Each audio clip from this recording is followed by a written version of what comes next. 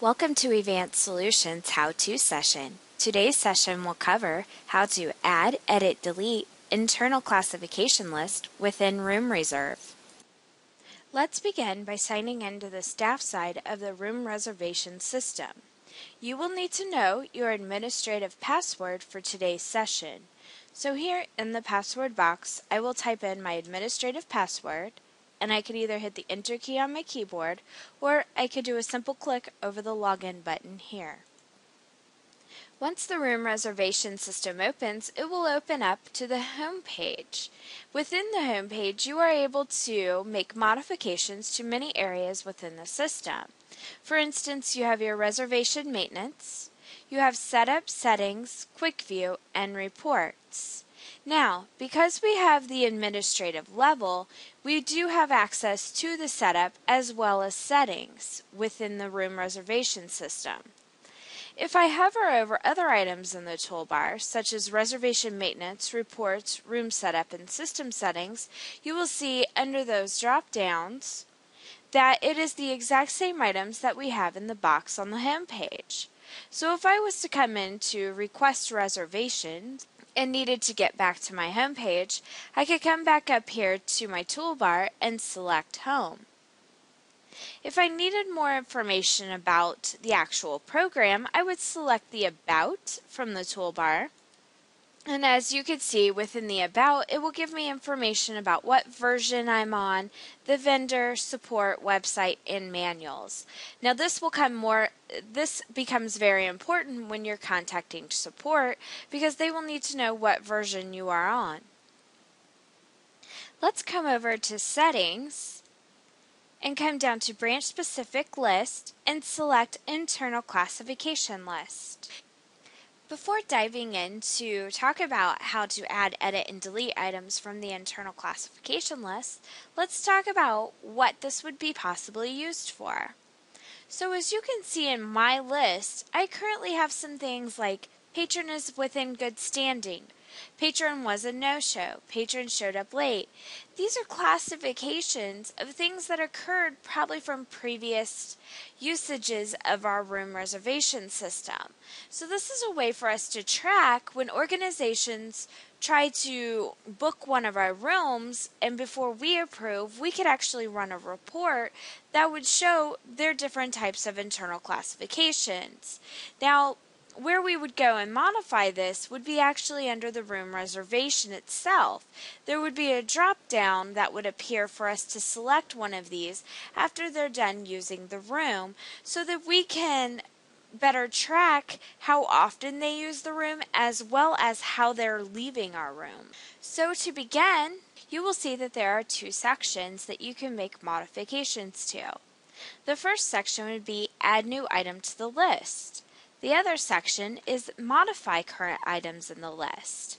Now when you open up this page, you may not have anything in your list, so you may not have this second box until you start defining new items. So for today, let's first begin with adding a new item to our list. And to do so, we need to come over and put our new item in the list item. So my new item is going to be Patron was a no-show. If I wanted the item to be in a certain spot within my list, I would change the item's order weight to something less than the previous number.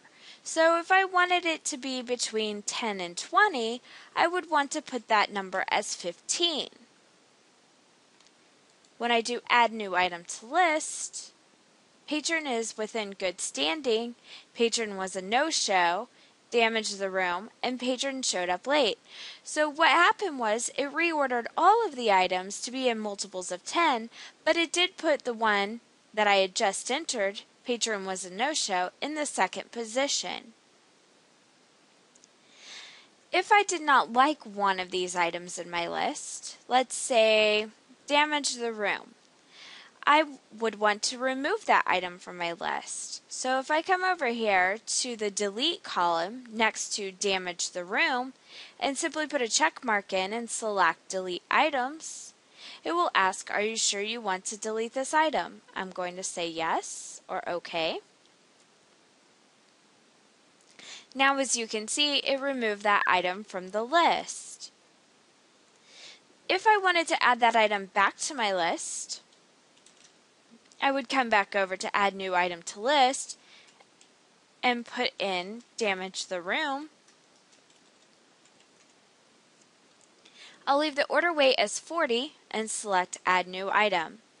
So it added that item to the bottom of the list. If I needed to make modifications, I could come over here, highlight or double click. I could come over here and double click on the list item that I wanted to make modifications to. So since all of my other items start with patron, I'm going to come down and modify this Damage the Room to Patron Damage the Room.